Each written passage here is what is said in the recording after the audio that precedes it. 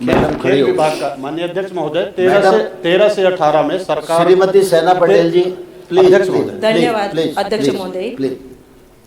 धन्यवाद अध्यक्ष महोदय।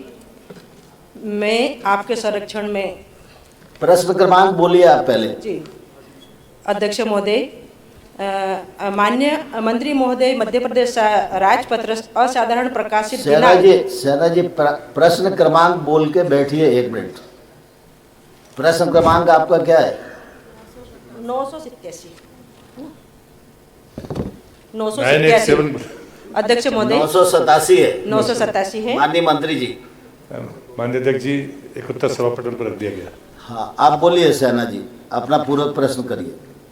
सर प्रश्न तो ही नहीं किया मैंने तो अभी तक तो स्टार्ट ही हुई हूँ। सर मुझे समय दीजिए, ये जनता की आवाज़ है सर, किसानों की आवाज़ है।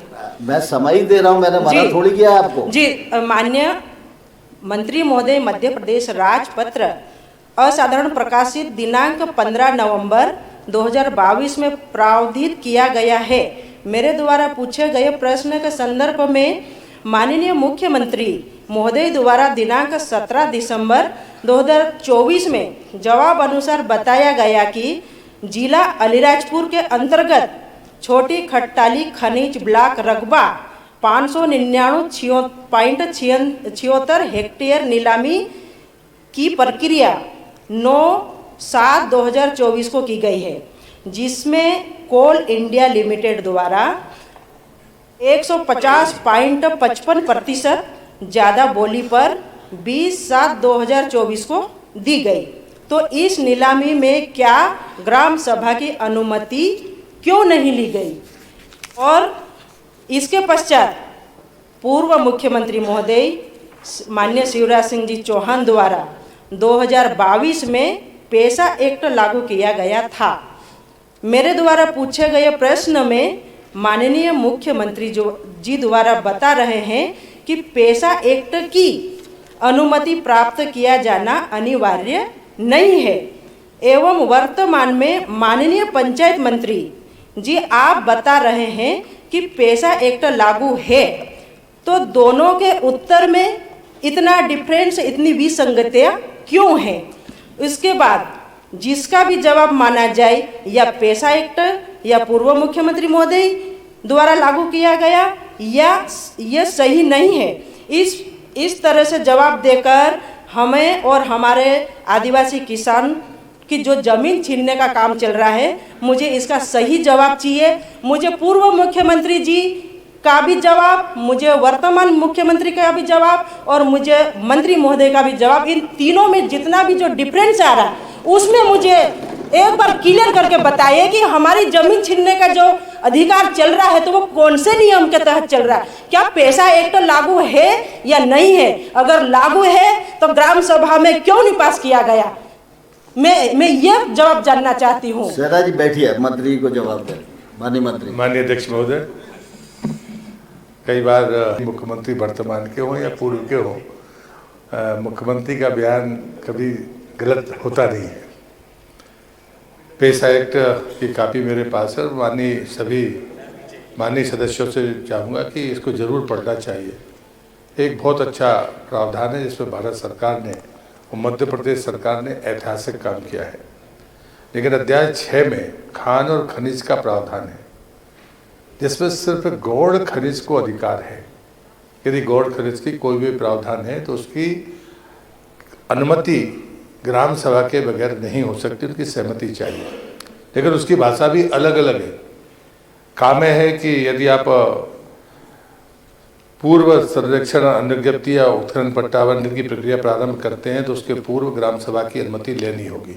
और ग्राम सभा का मतलब गांव की, ग्राम पंचायत की नहीं, उसके नीचे जो यूनिट है उसकी भी लेनी पड़ेगी। ठीक वैसे ही गौड़ खनिज नियम 1996 नियम 18 का के अंतर्गत अनुसूची 5 में विनिर्दिष्ट गौड़ खनिजों के लिए अनुसूचित क्षेत्रों में खनिज के प्रारंभिक चयन उपरांत पूर्वेक्षण, अनुज्ञप्ति, उत्खनन पट्टा, आवंटन की प्रक्रिया, ये तीनों चीज़ें बड़ी स्पष्ट है।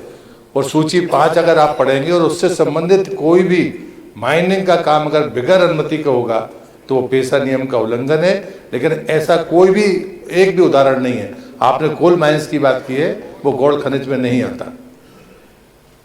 श्रीमती सेना जी, कोई और दूसरा पूरक प्रश्न? यही पूरा नहीं हुआ, मैं तो इसी पे बात करूंगी।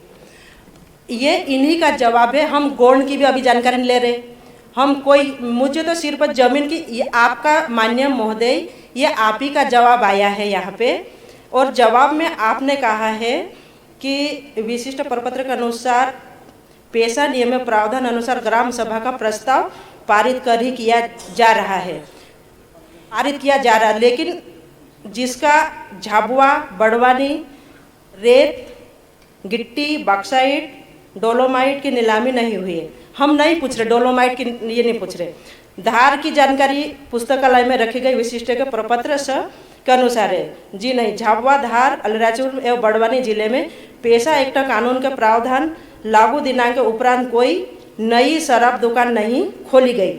माननीय मंत्री महोदय, मैं बताना चाहती हूँ कि अलीराजपुर जिले में 2023-24 में 97 करोड़ का शराब का ठेका नीलामी हुई है। ये गलत जानकारियाँ उपलब्ध ना करावे। और दूसरी बात, पेशा एक्ट को क्लियर कर दीजिए। हमारे किसान, हमारे गरीब, हमारी जनता, हमारा आदिवासी समाज भयभीत है, मैं सच बता रही हूँ। और सबकी सब झाबुआ में आदेश हो गया है, बड़ी जुआरी की प्रोसेस चालू है जो मेरे विधानसभा में आती है, और जो खट्टाली कोल इंडिया जो नीलामी हो चुकी है उसका आदेश हो रहा है। तो माननीय महोदय, ये जमीन अधिग्रहण वाला मुद्दे पे विशेष ध्यान दिया जाए ताकि हमारे किसानों की जमीन बच सके, ये मैं बोलना चाहती हूँ। ठीक है, माननीय मंत्री जी। माननीय अध्यक्ष जी, माननीय सदस्य ने 2 ही प्रश्न पूछे थे, पेशा कानून के उत्खनन को लेकर और दूसरा शराब के मामले में। इसमें भी अध्याय 7 में बड़ा स्पष्ट है, पेशा था 14 बिंदु हैं। इसमें पहले में जो जिसकी हम परिभाषा करते हैं और सभी को पेशा की जानकारी होनी चाहिए। दूसरा है ग्राम सभा और पंचायती राज संस्थाएं। एक तरफ ग्राम पंचायत है, लेकिन इसमें ग्राम सभा को अधिकार दिया गया। उसमें अगर 5 गांव है तो उसकी भी ग्राम सभा होगी और उसके प्रस्ताव होंगे, उनको वित्तीय अधिकार है, उनको निर्णय लेने के अधिकार है। ये बात आपको भी स्पष्ट करनी होगी। तीसरा है शांति सुरक्षा। इसमें अभी मध्य प्रदेश ऐसा राज्य है जिसने लगभग 600 ऐसे मामले जो न्यायालय में नहीं गए और पेशा की समितियों ने निपटाए हैं। तो कुछ सफलताएं भी हैं जिन चीज़ों को आगे बढ़ रहे हैं।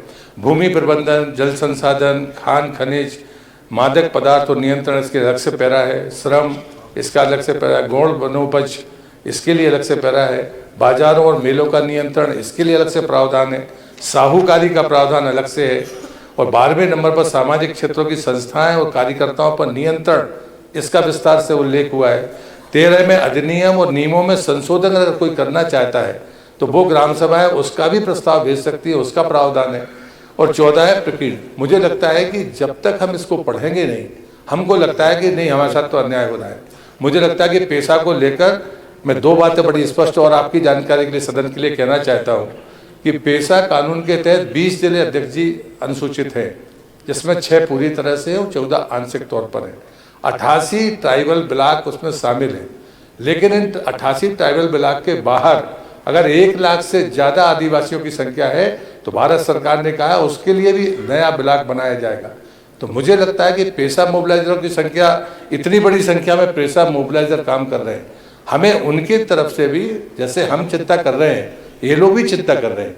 और अभी तक 10,991 ग्राम सभाएं बन गई हैं और जबकि पंचायतों की संख्या 5,133 है। तो मुझे लगता है कि प्रक्रिया पूरी तरह से पारदर्शी है, तेज गति से काम कर रही है। जनजातीय क्षेत्रों के लिए इससे बेहतर और कोई दूसरा रास्ता नहीं हो सकता। मैं भारत सरकार का तो अभिनंदन करता ही हूँ। मध्य प्रदेश सरकार में स्वयं राज्यपाल महोदय हर 6 महीने में इसका रिव्यू करते हैं और इसलिए मुझे लगता है इसमें किसी को कोई भ्रम नहीं होना चाहिए। श्री माधव सिंह जी। सर 1 सेकंड की बात है। अब सर मैं इन सेना जी, बहुत विस्तार से आपका प्रश्न भी आ गया है। एक मिनट की बात है और मंत्री जी ने बहुत विस्तार से उत्तर भी दिया है। मैं मंत्री जी और सर मैं सर जैसे सर मुझे एक बार क्लियर कर दीजिए। पूर्व सीएम, वर्तमान और माननीय मंत्री महोदय, इन तीनों में जो नियम बताए गए उसमें हम कौन सा नियम माने, आदिवासी किसान कौन सा नियम मानना चाहती है इसमें से हमें ये क्लियर कर दीजिए सर। क्या हमारी जमीन बचेगी सर? हमारी जमीन बचेगी? हमारे किसान आदिवासियों की जमीन बचेगी या छीन ली जाएगी? मेरा ये प्रश्न है, सरल भाषा में। माननीय अध्यक्ष महोदय, ये बहन हमारी तीनों आपका ही जवाब है नेता सर। प्रतिपक्ष से निवेदन ये करूंगा कि तीनों थोड़े आपके- सब सदन को बताना चाहूंगा कि किसी हालत में किसी भी व्यक्ति की कोई भी प्रकार की जो आप बात कह रहे हैं, ना कोई किसी की किसान की जमीन छीनी जाएगी ना कोई जमीन ली जाएगी। नियम प्रक्रिया के अंतर्गत सर- जो व्यवस्था होगी वो होगी, और कोई ऐसी स्पेसिफिक वो बात विधानसभा की आए तो बता देना, हम भी आपकी उसमें भी मदद करेंगे जिसमें कोई ऐसी बात हो। तो मैं माननीय अध्यक्ष महोदय, माननीय नेता प्रतिपक्ष जी, आपके धन्यवाद साहब। माध्यम से जमीन नहीं छीनेगी ये हम मान लेंगे। धन्यवाद। सहरा जी, आपकी बात आ गई, मुख्यमंत्री जी ने इंटरवीन करके आपको बताया है। और कोई बात हो तो मंत्री जी से सीधे बात कर सकते हैं। माननीय हम लोग चर्चा के माध्यम से भी बहुत सारी चीजों को हल कर सकते हैं। श्री माधव सिंह जी। माननीय अध्यक्ष महोदय, मैं बीच में थोड़ा सा चाहूँ।